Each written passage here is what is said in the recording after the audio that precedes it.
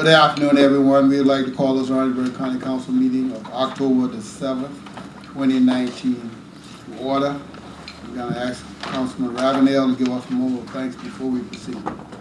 Let us bow our head in the word of prayer.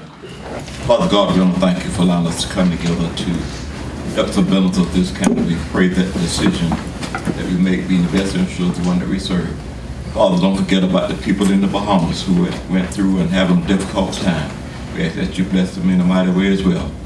Come to bless our county and Father, bless mankind everywhere. In Christ's name we pray. Amen. Thank you so very much, sir. I hope each and every one of council have had the opportunity to look at the minutes of the September 16th meeting. If you have, I would appreciate a motion and a second that those meetings minutes be received as written. So moved. Second. Moved by Ms. Cooper Smith and second by Mr.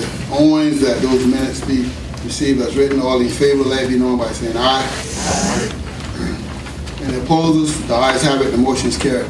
Again, we welcome you to our meeting this afternoon. And for those of you who may not have attended our meetings before, we have public comments at the beginning of our meeting.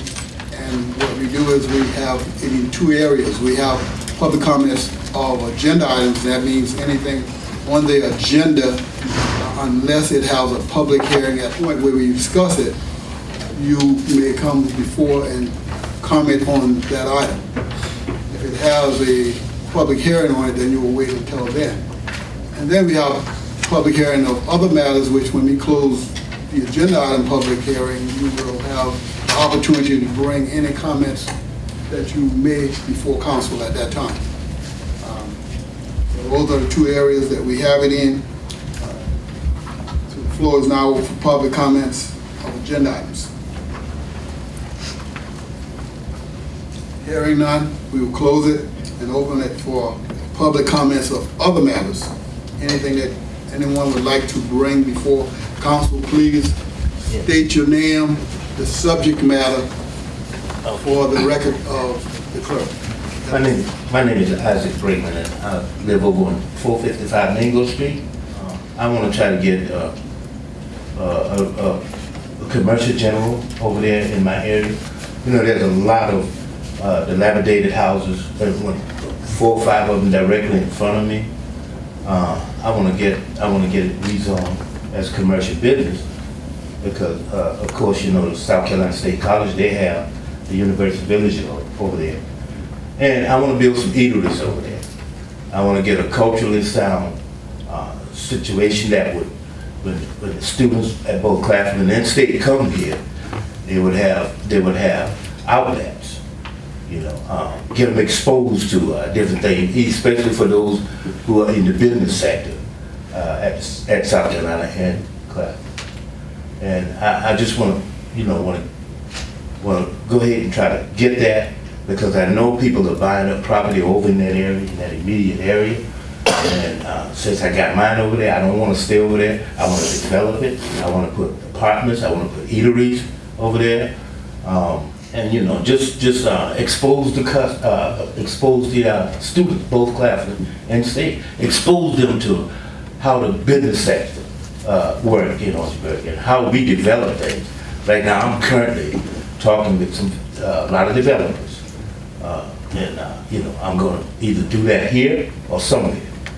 And I just want to ask you guys, you know, want you guys to go ahead, you know, make it a commercial general over there for me. And because, you know, it's too much clutter that's going on over there, you know, and too much things that people are doing with those old dilapidated houses and stuff like that. And it's making it very hazardous for us. I appreciate if you guys do that so we can, you know, show, you know, have something, a lifetime for our kids that are coming here to Claflin and State. They don't have anything. Only thing they can do is come here and go to school and boom, that's it. When I was in the military, you know, I was exposed to a lot. When I was in college, you know, I would like to, like I say, I would like to please, you know, you guys, you know. Sir, your time is... Okay. A question I'm going to ask you, have you sent this to the Planning Commission? No, sir, I haven't, but I did talk to zoning. Okay, but you have to apply through them first. Uh-huh. That's the process. You know anything about this? I went through zoning. Okay, hold on a minute. She might, I don't wanna, you know something about that? Yes, sir. A rezoning request for properties located on Mingo Street did come before the planning commission several months back. It was for 2 properties located adjacent to the South Carolina State Apartment Complex. Right. The recommendation was to deny that rezoning request to commercial general. It was an old, dilapidated ABC liquor store. That request was denied. It came before council and it was also denied. Okay. I And didn't, it's not dilapidated. You know, I had the building renovated about 3-4 years ago. well, Mr. Bigman, with all due respect, I guess, that's why I asked the question, because I Right. wasn't familiar with it, I and it's already went through the process. Mm-hmm.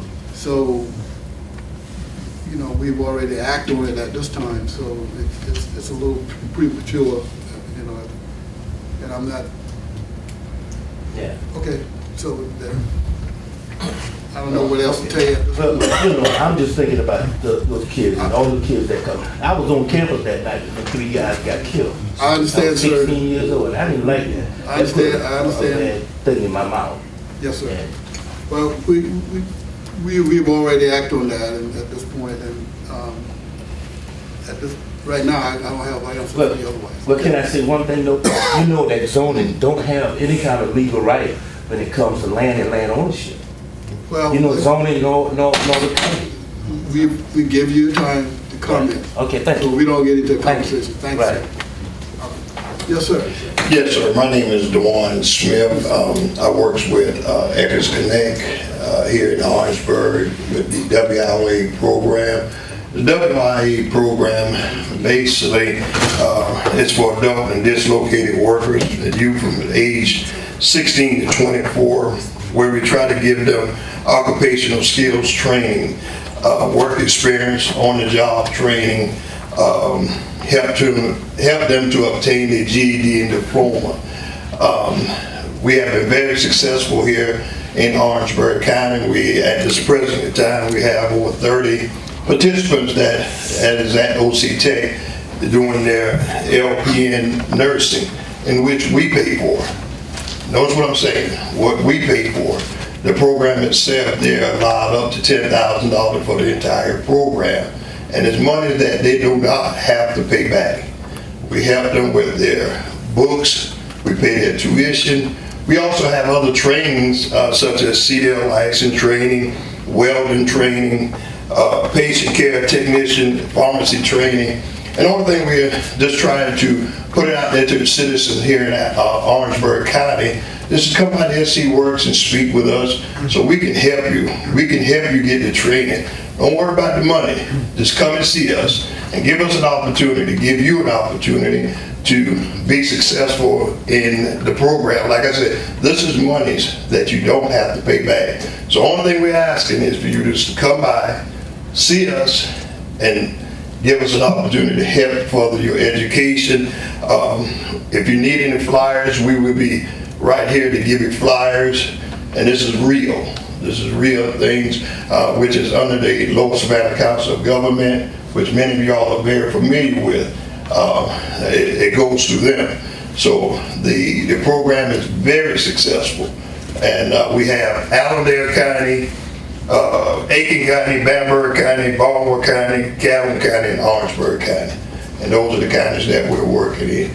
So Orangeburg have been doing very well, but I think we could do a little bit better.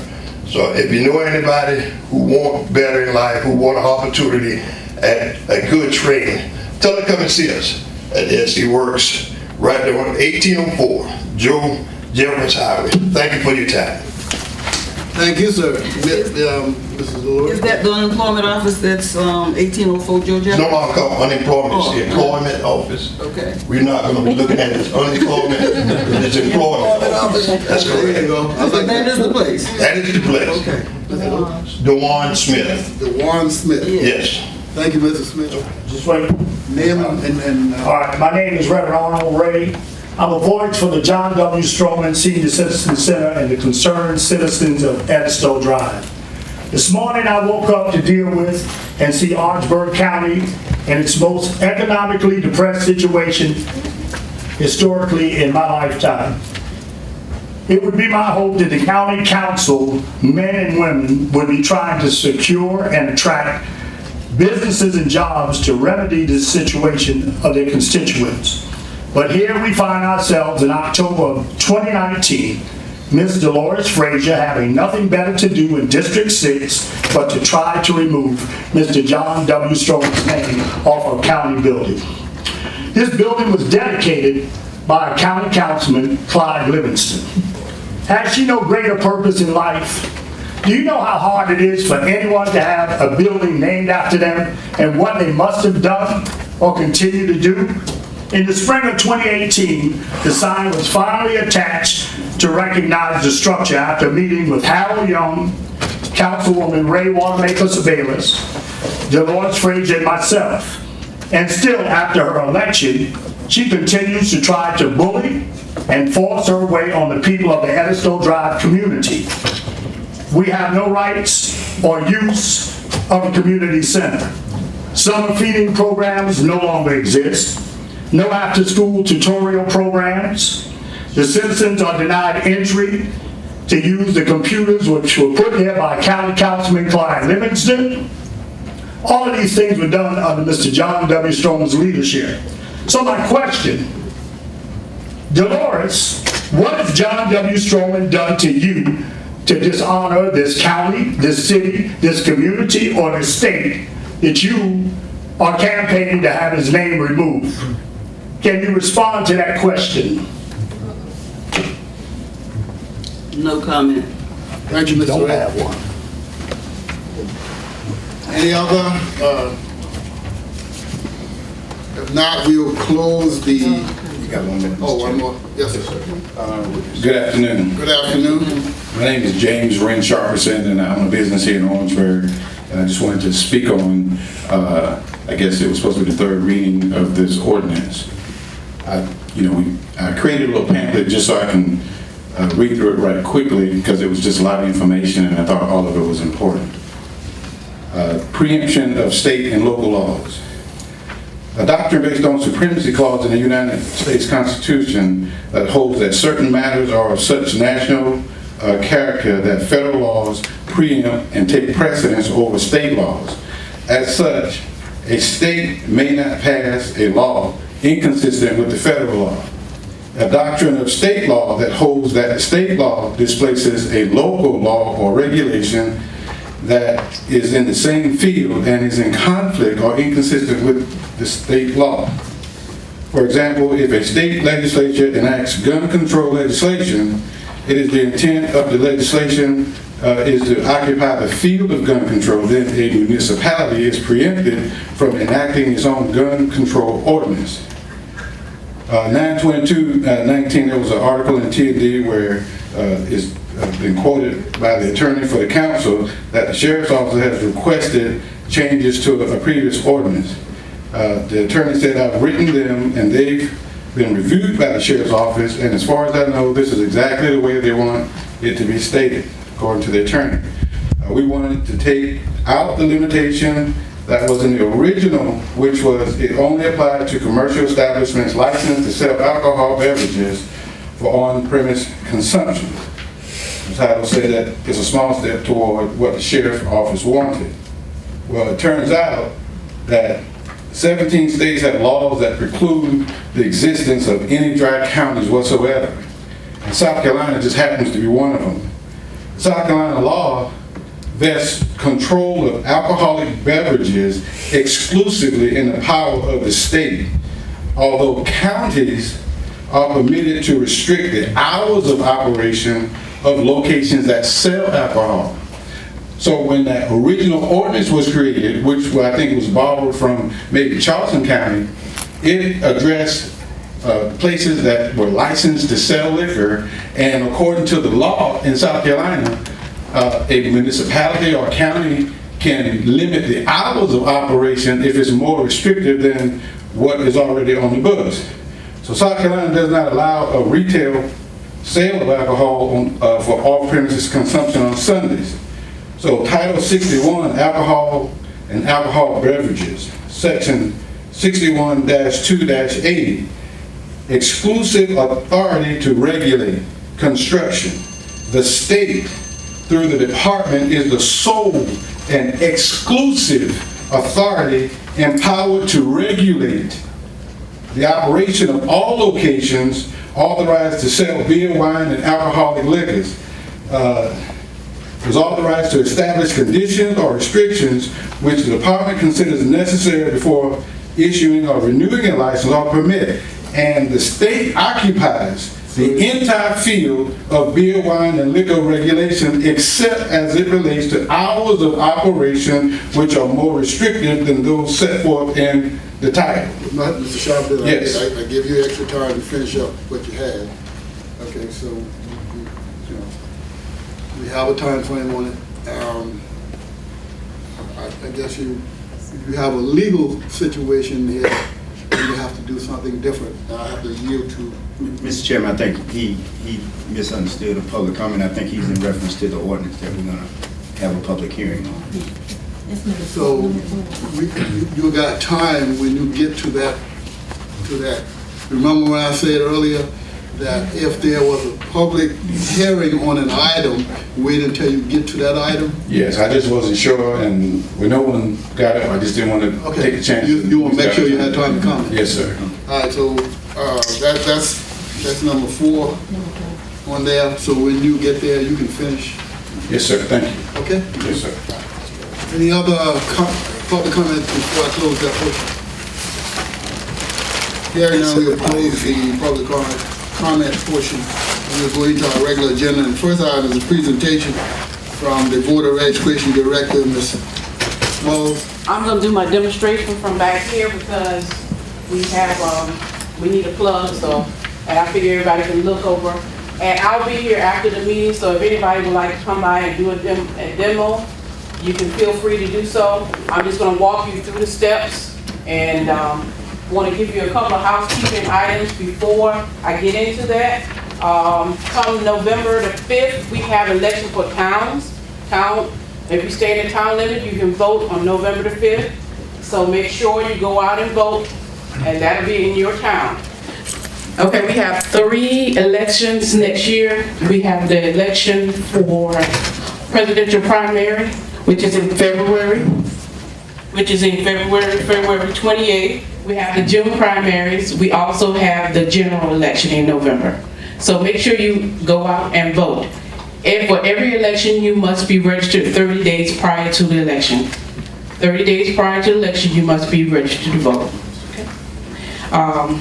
For every election, you can vote absentee. Absentee is open 30 days prior to any election. You can come inside the office, or you can request an absentee to be mailed to you, absentee ballot to be mailed to your home. If you have a student that is in school, away in school, you can also request that we mail an absentee ballot to that student. If you are not registered, I have applications here. Make sure you get registered. And if you forget, you can always go online. You can go online and register at scvotes.org. scvotes.org. You can go and register to vote there. You can also change your address there. You can also check out example ballot. Okay? Any questions? Anybody? I think you need to clear one thing up. You only have to register one time. Once you're registered, you don't have to go back and register for every election. That's correct. And I have also change of address forms here. So if anybody need to change their address. If anybody has been convicted of a crime, you have served your time. You have paid your fees, then you can register again and you can vote again. You must re-register. We don't automatically give you those rights back. You must re-register, and then you be able to vote again. Right? So, someone had a question? The absentee ballots, how long out from the scheduled election can we request that? Do we have to wait to request it within the 30 days, or can we request it prior to the 30 days? Good question. Well, you can request an absentee starting January 1st of every year. January 1st of every year you can request, and every year you must request an absentee. It does not roll over. So if you're 65 years or older, you can request an absentee. That's one reason why. But when you're doing an absentee, you must have a reason to do absentee. We do not have early voting. So in order to vote early, you must do an absentee. And come January 1st of every year, you can do that. And at that time, so next year, 2020, I suggest that you do it January 1st, and you would check the box that I want one for every election. So when you do it for January 1st, come around June, you will have an absentee ballot. November, you will have an absentee ballot. So you will receive an absentee ballot for every election that year if you check the boxes. That's automatic. More than one reason. What are the reasons you can get an absentee ballot? We have 18 reasons. So I'm pretty sure with those 18 reasons you can find one that can fit you. And like I said, one of those is away in school. If you're over 65, if you're disabled, if you're away on vacation, if you have to work. So those are a couple of reasons. Okay. Make sure also, when you go out to vote, you must have a photo ID. Must have a photo ID in order to vote on one of these machines. Okay? So if you don't have a photo ID, you can still vote, but you will be voting on paper. Okay? All right. Excuse me, and the address, the ID, the address on the ID must match that address in the. Not necessarily. Not necessarily? Okay. So, if you have a driver's license, you have moved, you have not had time to go and update your driver's license, or you just waiting, you've moved up quite a while and you just don't want to change your driver's license for some reason. As long as the address that we have in the computer is correct, that's all we need. We need to know that the address that we have on file is correct. And if that's correct, then that's all we need.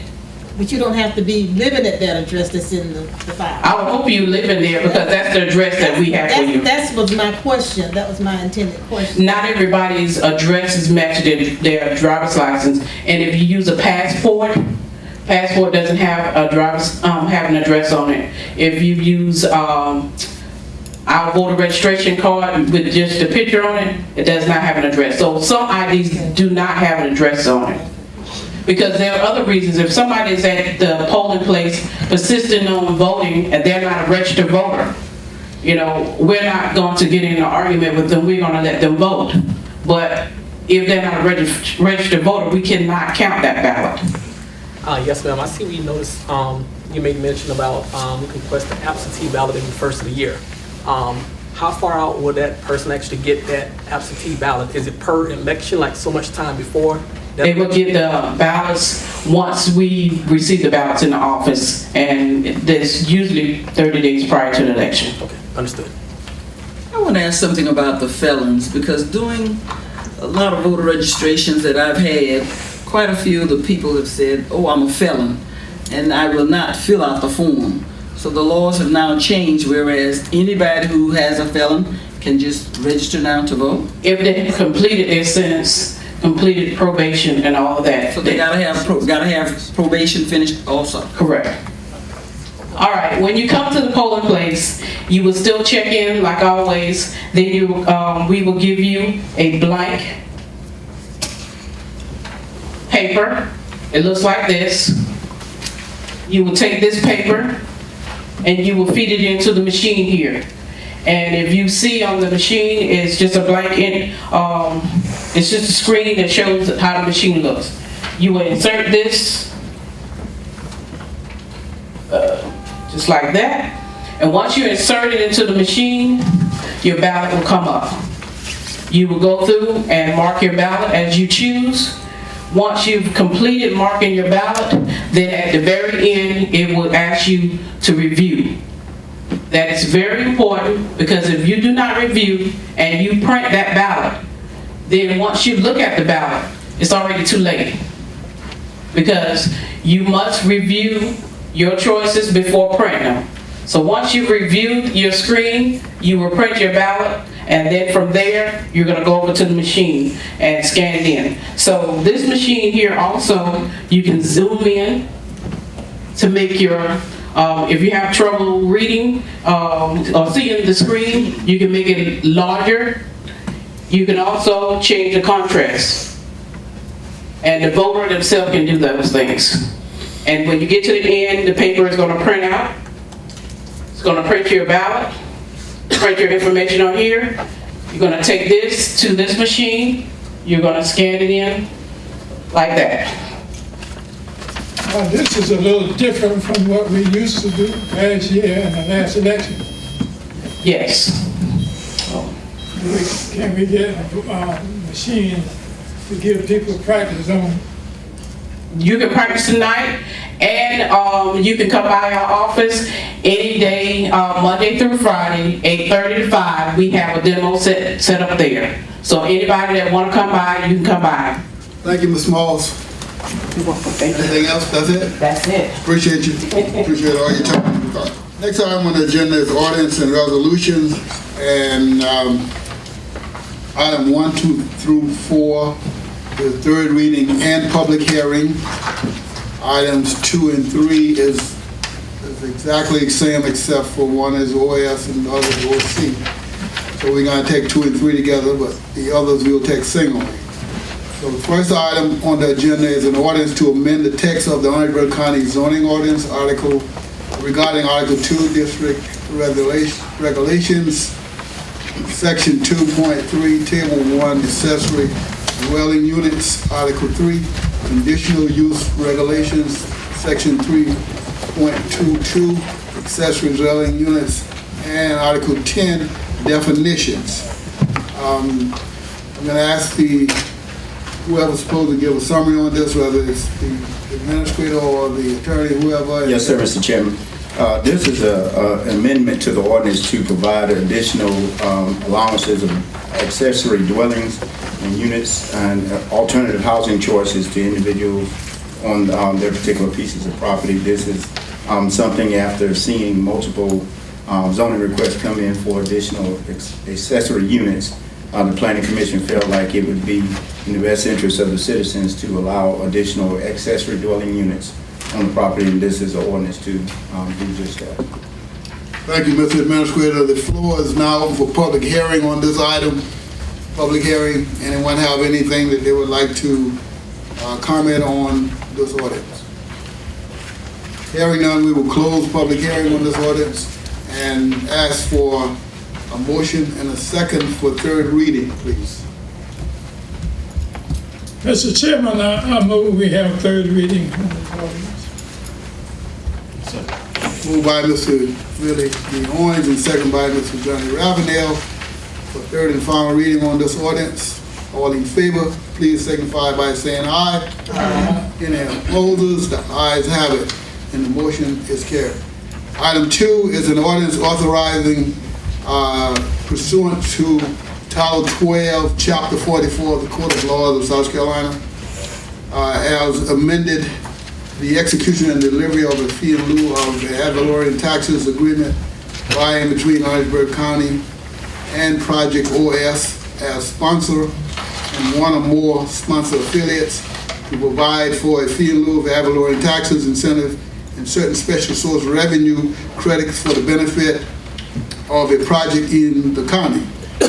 Secondly, the amendment of the existing amended and reinstated agreement for development of a joint county industrial park by and between Orangeburg County and Dorchester County to enlarge the boundaries of the industrial park to include that certain property located in Orangeburg County now and are to be hereafter owned and or operated by Project OS or one of more companies related thereto and other related matters. Item 3 reads exactly the same except it's OS instead of Project OC. Both of the projects are related I'm gonna yield to the attorney for a summary on it, on this project, before we open the floor for public hearing. Good evening, council. Items 2 and 3. Item 2, again, it deals with Project OC, which is in the project's name is Orangeburg County Solar Project LLC. It's seeking the approval of a fee agreement and also placement of the expansion or the new development in the multi-county industrial park with Dorchester County. I should also bring it to council's attention that item 8 deals with entering into a lease agreement that's also associated with Project OC. So item 8 is also related just to the second project to enter into a lease agreement concerning contiguous properties. That's only related to OC? Yes. Okay. Yes. So we'll just wait till we get there to do that one? Yes, sir. Since it's that way. Yes, sir. Thank you, appreciate it. Both projects promise a minimal capital investment of $82 million. That's these are solar projects, so they are constructing solar farms. They're seeking a 40-year fee in lieu, and again, they want these projects to be placed in a multi-county industrial park in Dorchester County. Thank you. Any questions? Any questions for the attorney? Yeah. Yes, sir. You're looking through the documents. On Exhibit A, description of properties, you got description of the same property on both exhibits. So one of them's wrong. Yes. I think what else is wrong? The execution documents have come, and we've reviewed them. They have the proper TMS numbers on them. We worked that out, and the proper document will be for chairman as well as the Madam Clerk to sign. So they will be correct. But you understand we're doing third reading? Correct. Nothing has changed. When it came to the executive summary, all the properties were cited. But as to finalizing the documents, we'll make sure that they have the correct TMS numbers for all the associated parties. But I do think it's very important that the council gets third reading, that everything is properly in order before we pass third reading. I think that's I mean, after we pass third reading, if you never change it, we pass what we pass. I would, in the motion tonight to pass third reading on both of these, I would, making that motion that we do have correct information placed in these documents for future reference. Yes, sir. Okay. I agree. Any other questions or comments or concerns? Thank you for notating that. All right, the floor is now open for public hearing on item 2 and 3. Hearing none, we'll close that, and I will ask council for a motion and a second on item 2 and C. I got one more question for Which you. is the A or OS. On OC, Yes, sir.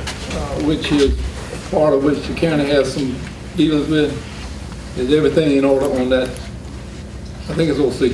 Yes, sir. As to the memorandum of understanding to enter into the lease agreement. Yes, sir. Everything, what we talked about on the county property. It is, and it will be in order.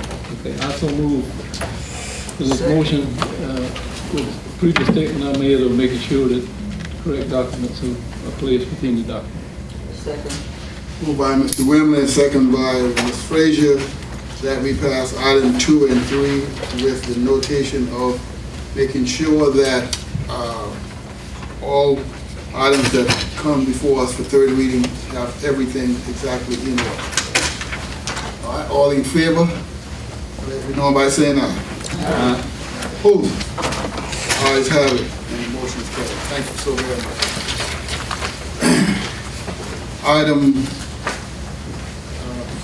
Item number 4. The ordinance is amending an ordinance number 2015-11-16-31 to prohibit the following activities on commercial property during certain hours, sale, consumption, and/or possession of alcohol beverage. And now the floor is open for public hearing. Mr.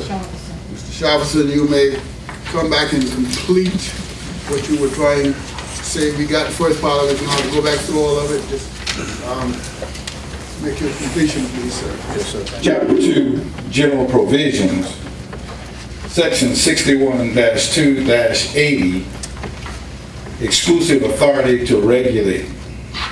The state, through the Department of Revenue, is the sole and exclusive authority empowered to regulate the operation of all locations authorized to sell beer, wine, and alcoholic liquors. It is authorized to establish conditions or restrictions which the department considers necessary before issuing or renewing a license or a permit, and the state occupies the entire field of beer, wine, and liquor regulation, except as it relates to hours of operation restricted to,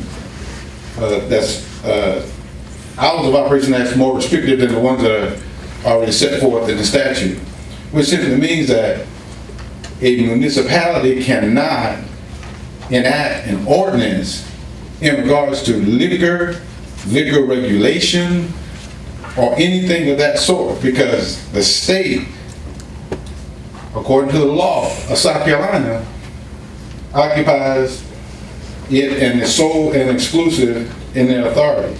I got a question. Yes, sir. You have a liquor license? No, sir. That don't pertain to you? I agree. But when you change the wording in this ordinance, it actually makes this ordinance different.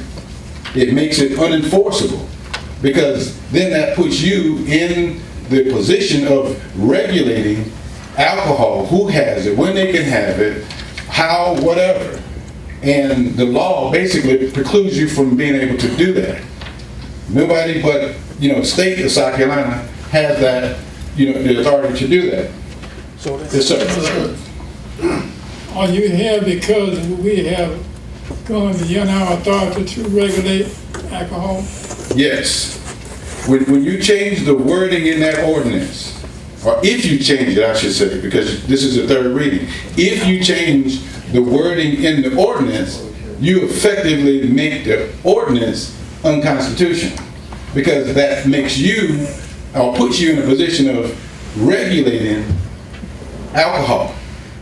And the state does not allow you or anyone else to do that. I think what we'll do, we allow our attorneys to check to see whether we have step our bounds in terms of regulating. That's what I was going to say.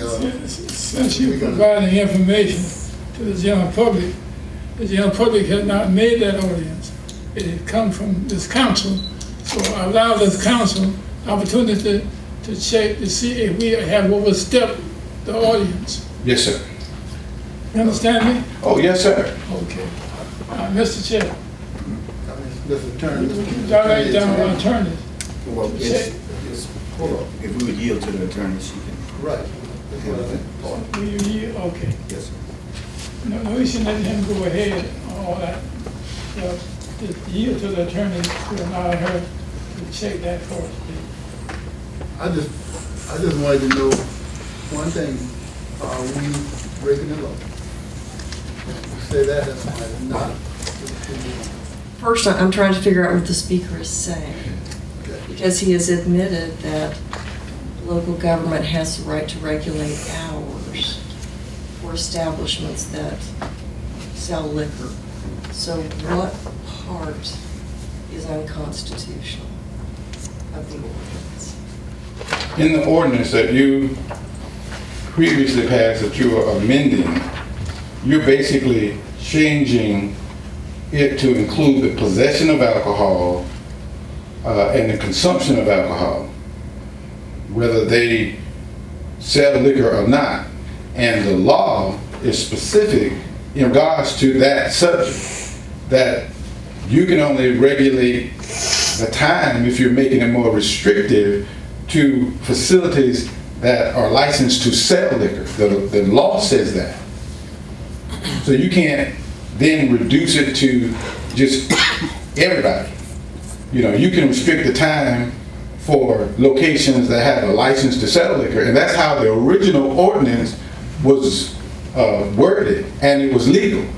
But then when you change it to take out that limitation, which if you look up the alcohol and alcoholic beverage law, Title 61, it clearly tells you that the only powers that a municipality have, a county have, is to be able to shorten the hours of operation. That is the sum total of your radius. So the constitutional argument you're making is, if somebody doesn't have the right to sell alcohol because they've not gotten that permission from the state, we can't regulate that either? That's correct. That's what the law says. You can't regulate alcohol, period. The state occupies the total field. So when you engage in conversation about alcohol, who can have it, who can't have it, when they can have it, then you're regulating it. And the law does not allow you to do that.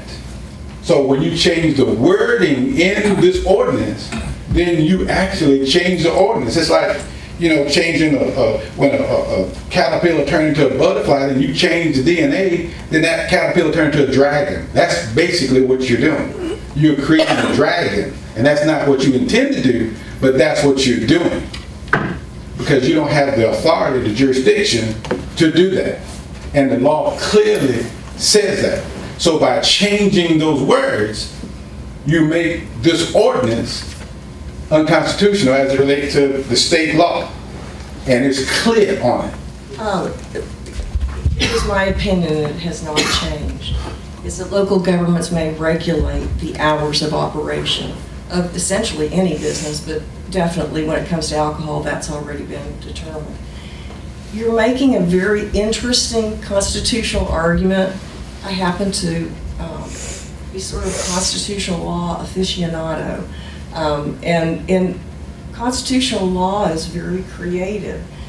But what you have here, what is stated in the ordinance in the preamble is, the county is only doing this because those folks who should have alcohol licenses have turned them in to circumvent the state law. And I am willing to give my opinion that the county is allowed constitutionally to remedy that.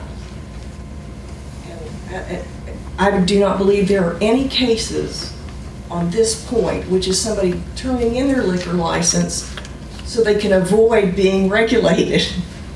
But if that's what has to come up in court and that's what the council would like to do, I believe that we have a very reasonable legal argument. Okay. May I respond? You can respond, but that's kind of, we haven't spent no more time on that. I understand. What we have done, that's why we got her here to do this. Yes, sir. If we got to go further, we'll go further, but go ahead and respond. Yes, sir. That's why I created this map. This map shows a map of alcohol laws by county in the United States as of May 2019. And of course, the red here indicates it's a dry state. That means they have local laws that limit or prohibit in some shape, fashion, or form alcohol-related issues. The blue is wet. That means basically the state regulate that particular situation and that no local municipality has the ability to change it or whatever. The yellow is for states that have mixed. They have some counties that can do it, some counties can't do it in that particular state. Now on here, South Carolina, which I blew it up on here, see, our state is completely blue. See, there's no red and there's no yellow.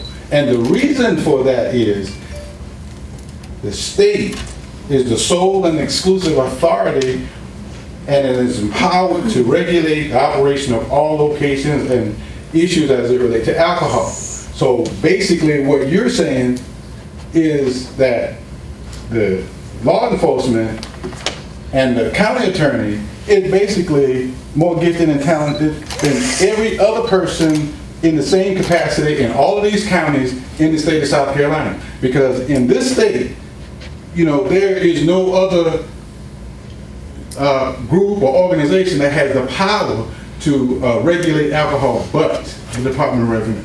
And that's per the law. We appreciate your information, and and I'm saying that you want to say something, Mr. Attorney? No, okay. We appreciate your information, and we'll take that. Like I said, Yes, we sir. have the attorney here for this, and that's why we have. Attorney, quick. State law, if this council wanted to dry Orangeburg County up, we can't do it. We can't. I've never researched that question, I cannot tell you the answer. I mean, I do know we can regulate the hours, that has been established. What? home rule. What's that all about? If Orangeburg County Council decides to make Orangeburg County a dry county, I believe we can do it. I'm not saying that we will or ever would, but I'm saying that through home rule, I think we could do it. And we would be the only county in the state of South Carolina that would feel like that. Well, again, I think that we appreciate you. I think we allow public hearing, we were fair. We listen to you. Yes, sir. And if there's an issue that legally you feel like we have overstepped or whatever, as the attorney said, then we will have to go and do what we have. Okay, yes, sir. Thank you so very much. All right. We appreciate it.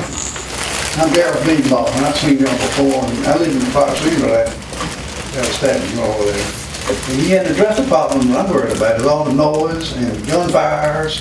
And we got citizens living in that area that expect some kind of peace and quiet after 2 o'clock in the morning. I don't see any reason anybody to be out there in a public place 5, 6 o'clock in the morning, rolling and shooting guns and just being a nuisance. And that didn't come up at all. He's worried about his disabled, but I'm worried about people in the neighborhoods. Those gunfires, those bullets are going somewhere. They're not staying in that parking lot. And that noise is going in my house, everybody else over there. So we can disturb our peace, and we got as much right as he does to have a little peace and quiet in our neighborhoods, I think. That's all I got to say. I just don't understand why they. We appreciate you, sir. Yes, sir. Thank you. We all here trying to do what's right for the majority of our citizens. Good evening. My name is Darnell Johnson, resident of Orangeburg County, local business owner.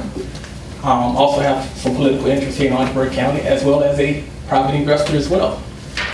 I stand before you this evening because I don't know this gentleman left or right as it relates to this ordinance, but to be restrictive in any form of business capacity in Orangeburg County, it is 2019.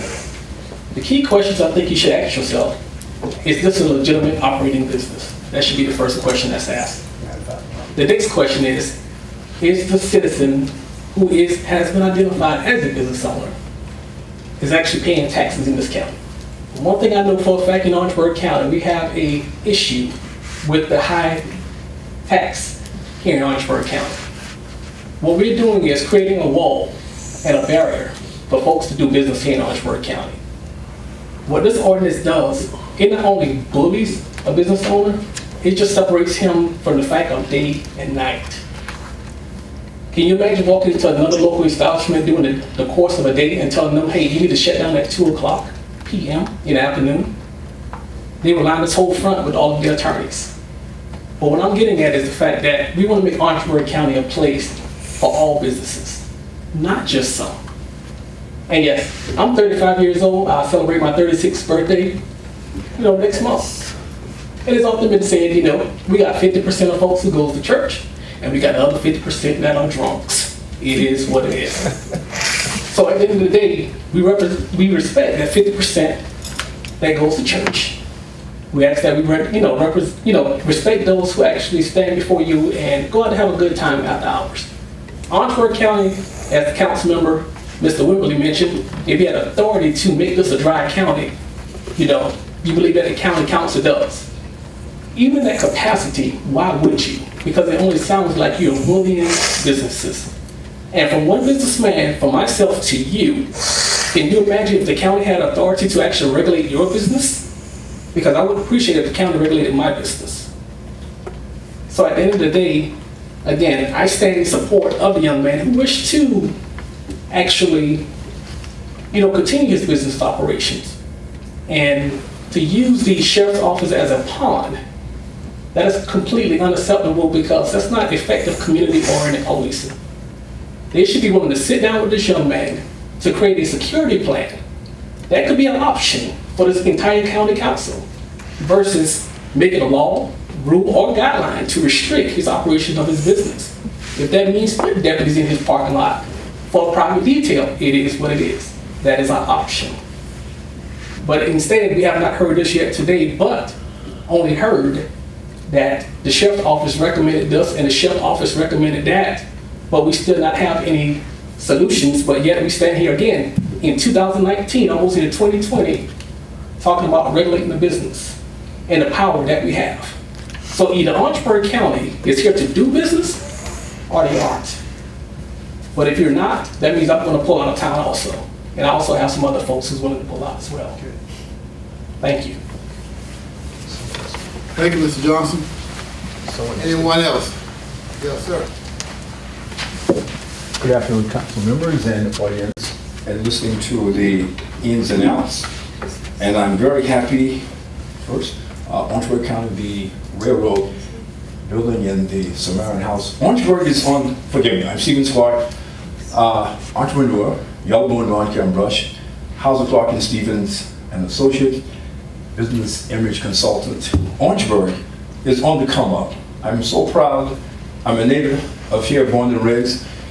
And I hear a lot of things on the street about Orangeburg this, and we just got 2 major industries coming here. And I see other cities, business, Orangeburg wants business, they're doing great, they're bringing them. But downtown development, as the man said, he is a business owner. And I think we all can agree, as a business, you're here to make money. Money generates revenue and taxes for Orangeburg. You cannot regulate an individual. We have the good, the bad, and the ugly. Come to any establishment in this city. We would like them to be angels, do what you do, go home, be happy, and go to church, but they won't do that. It's sad. Orangeburg is coming, it's a beautiful county, but we have to find something to buy. That's the gentleman said, yeah, sheriff department. We put deputies there, so something. It's about dollars and cents. I look around and see the other cities as Orangeburg, and they're doing the downtown development. Why can't we have a bar and grill downtown? People come downtown. I give an example, Aiken County, where I come from. They work together, beautiful. Downtown Fridays, First Fridays, there's beer in cups, police departments and everything right there. We can do what we need to do. And as he said, to be perfectly honest, it is bullying. How are we going to come up together? I love the city, there's progression. We've got to find a medium. Businesses want to come here, but they hear about, I said, it is what it is. Downtown development, there are tax incentives for Russell Street. We're coming up. We've got to learn to work together. It's about dollars and cents and growth in the 21st century. Businesses want to come here, but the youth, 2 colleges, something for them to play and go. They are young adults, consume beer, and go home, your ID, and the police, they do a great downtown. They're here, I love them. Sheriff Ravenel, they do their job. But you always have some that are out and stupid. But do not be dismayed. Give Orangeburg a second chance. The letter. Help us be where we should be and can be. God bless you. Thank you, sir. You got his name? I'm Clarissa Joyner. I'm an attorney here in Orangeburg. I've been in practice since 1998. I represent Mr. Sharpison. I just want to add that the statute he referenced clearly prohibits the council from addressing possession of alcohol. That is regulated exclusively through the state. So if there is a change, it will be litigation. So it is something that I'm certainly willing to talk with the attorney about and present case law and documentation to support that this statute would be ran afoul if the council were to proceed. And I think it just would benefit everyone to have more discussion rather than proceeding on a matter that will cost everyone in our town a lot of money in order to litigate an issue that we can address more. And I think the statute is pretty clear, but I'm certainly willing to address that issue in greater detail in regards to it. But the statute itself states that the state has sole and exclusive authority as relates to the operation of locations concerning the sale of beer, wine, and liquor, and the only thing that you're allowed to address is the hours of operation. So there is no authority, in my estimation, for this action to be taken. Thank you, Ms. Jones. Thank you. Certainly appreciate it. You're welcome. Any other comments on that? I'm Gladys Sarams. I live in Orangeburg County. And this issue is near to my heart because I live across the road from one of these bars. And at 2 o'clock in the morning on Sunday morning, they're still going. If you all had to live in that area, in an area in one of these bars, then you take a different view of this. I don't know about the consumption of the alcohol and what you can regulate and what you can't. But I know there ought to be some restrictions because we've got to live too. And not everybody wants to be partying at 2 o'clock in the morning on a Sunday morning. We like to get up and go to church and go about our business. But you can't when they're partying over there at 2 o'clock. So yes, I'm in favor of some kind of regulation. Give a little bit of consideration to those of us who have to live around these things. Thank you. Thank you, Ms. Gladys. Any other? Okay, we will close the public hearing portion of this. All right. Council, do y'all have anything y'all want to say before call for the vote on this? Madam Attorney, you have anything you want to say? No, sir. Okay. I move passing the third reading. Gotta get a second.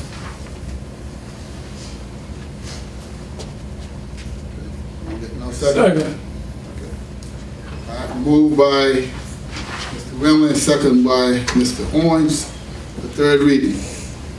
So, all in favor? Do I need to get hands or I need to get yeas? Yeas. All in favor? Aye. Say aye. Aye. All opposers? Aye. One opposed? You got it, Miss? Item number, ordinance in third reading on item number 5. This is an ordinance authorizing the execution and deliver of a fee and lieu between Orangeburg County and Quality Models South Carolina, Inc., providing for a payment of a fee in lieu of taxes, the issuance of special source revenue credits, and other matters related thereto. Also, item number 6, am I right, Mr. Attorney? Yes, they are related, Council. It's related because it's in the boundaries of the joint industrial and business park established by and between Orangeburg County and Dorchester, as related to the same customer. Yes, sir. The first ordinance seeks to approve a fee agreement. The second seeks to put the expansion of multi-county industrial park. The prospect's name is Quality Model South Carolina, Inc. They have promised a capital investment of a minimum of $9.3 million, 1.3 in land and building, 8 in machinery and equipment, and a minimum of the creation of 37 new jobs. They're seeking a 30-year fee in lieu term, and of course they desire to place that expansion in a multi-county industrial park in Dorchester County. Any questions? Can I get a motion and a second for passage of 5 and 6? Second. Moved by Mr. Livingston, and second by, I think either Mr. Loris first, that we pass this. All in favor, please say aye. Aye. Any opposed? Ayes have it. Ordinance in second reading, this is ordinance number 7. It is an ordinance authorizing the purchase, acquisition, installation, and service of certain equipment, execution and delivery of all documents necessary to carry out the lease purchasing, financing for the same, and other related matters. Mr. Administrator? Yes, sir, Mr. Chairman. This is a lease agreement that needs to be authorized for us to enter into a lease agreement for the purchase of the Stryker gurneys that we use in the ambulances and other parts of our service with coroner's office as well. This will allow us to lease those gurneys without having to pay the upfront cost of each gurney, and then it puts us on a rotation of having the parts replaced at a timely manner as a part of this lease agreement, and it's beneficial to the citizens from a financial standpoint. Council, any questions? If not, can I get a motion and second for passage of 7? So move, Mr. Chairman. Second. Moved by Mr. Ravenel, second by Mr. Livingston, that we pass the ordinance as explained by the administrator for the lease purchase. All in favor, please say aye. Aye. Any opposers? Ayes have it, motion is carried. Resolutions. We got 2 resolutions. The first one is a resolution minimizing the county's intent to enter into a memorandum of understanding agreement by and between the county and Orangeburg County Solar Project, which is OC, I'm sorry. Yes, sir. And I think the attorney's already talked about that. Did you have a question for him on that? If not, could I get a motion and second for passage number 8? So moved. Moved by Mr. Cooper Smith, second by Mr. Wembley, that we pass the resolution for project OC. All in favor, please say aye. Aye. Any opposers? The ayes have it, and the motion is carried. Second resolution is a resolution honoring and declaring October 2019 as Breast Cancer Awareness Month in Orangeburg County, and I'll yield to Ms. Cooper Smith for the reading of that resolution. Thank you, Mr. Chair. State of South Carolina, County of Orangeburg, resolution sponsored Janie Cooper Smith, Council District 5. Declaring October 2019 Breast Cancer Awareness Month in Orangeburg County. Whereas approximately 1 in 8 women in the United States will develop invasion breast cancer over the course of their lives. In 2019, according to the U.S. breast cancer statistic, an estimated 268,600 new cases of invasion breast cancer are expected to be diagnosed in the United States women, along with 62,930 new cases of non-invasive breast cancer. About 2,670 new cases of invasive breast cancer are expected to be diagnosed in men in 2019. A man's lifetime risk of breast cancer is about 1 in 1,000. And whereas in 2017, there were more than 3.1 million women with a history of breast cancer in the United States. This includes women currently being treated and women who have finished treatment. Besides skin cancer, breast cancer is the most commonly diagnosed cancer among American women. In 2017, it was estimated that 30% of newly diagnosed cancer in women will be breast cancer. In women under 45, breast cancer is more common in African American women. Overall, African American women are more likely to die of breast cancer. For Asian, Hispanic, and Native American women, the risk of developing breast cancer is lower. And whereas a woman's risk of breast cancer practically doubles if she has a first-degree relative, mother, sister, daughter, who has been diagnosed with breast cancer. Less than 15% of women who get breast cancer have a family member diagnosed with breast cancer. And whereas breast cancer occurs in 85% of women who have no family history of breast cancer. Now, therefore, be it resolved, this 7th day of October 2019 by Orangeburg County Council, that October 2019 is declaring Breast Cancer Awareness Month in Orangeburg County, and all employees are encouraged to wear pink on Fridays in October in a show of support for breast cancer awareness.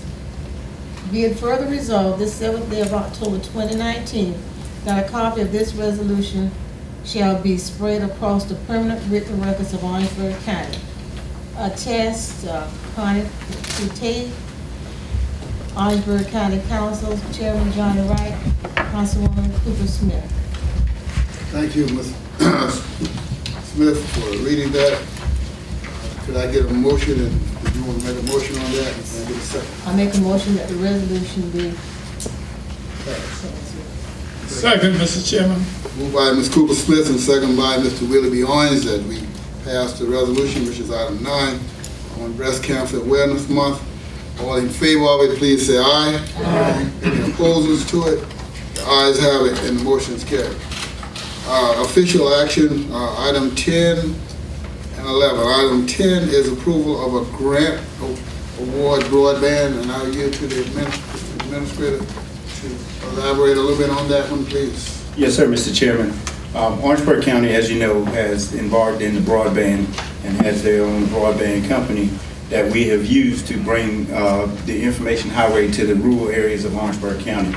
As a part of that, Orangeburg County Council participated in a forum with Congressman James Clyburn about the significant need to try to upgrade broadband in our community. At that time, Orangeburg County made a commitment to the citizens who have also been requesting additional broadband in areas that have been underserved throughout our community. Hence then, Orangeburg County, in conjunction with its consultant, Metz Engineering, provided the application to the USDA to the Utilities Telecommunications Program. We are proud to announce that Orangeburg County has been a recipient of a $9,750,000 award to increase broadband throughout communities within Orangeburg County.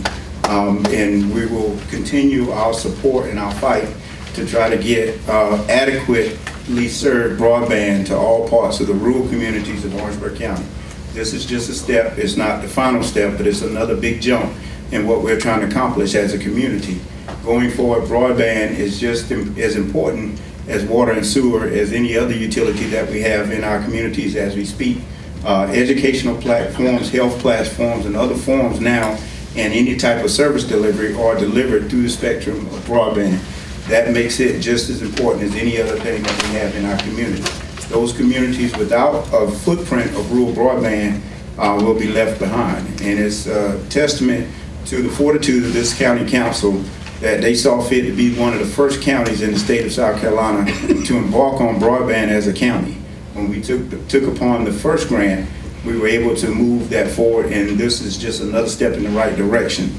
The history will not be shown, but this council, in their forward thinking, put us in a place that we are able to not only serve citizens, but locations and industrial parks within this county are now served by the broadband that we provide through this community. And if it had not been for Orangeburg County broadband, there will be thousands of rural citizens within this county right now that would not have access to broadband or be able to communicate on a daily basis. So with that, we are pleased to announce that Orangeburg County has been awarded this grant, and we look forward to bringing additional broadband in the future. Thank you, Mr. Chair. Thank you so very much, Mr.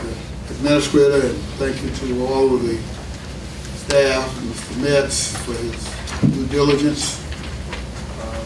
We all know that everything comes with a cost. Of course, it'll be matching monies and other things, but you're making the sacrifice to continue to improve infrastructure in the county. We know we have a large county, and we understand that it will never be enough, but at least when you're moving in the right direction, you got to appreciate it. Any other comments before we get a motion in a second? Well, I don't think we need a motion on that. We just have this information. All right, good. We need a motion on it? Yes, sir. Okay. So moved. Okay. Second. Moved by Mr. Wembley, second by Ms. Frazier, that we pass the approval of the grant award. All in favor, please say aye. Aye. Any opposers? Ayes have it. Motion carried. Item 11 is setting of the millage for tax year 2019. Mr. Administrator, is that you or who?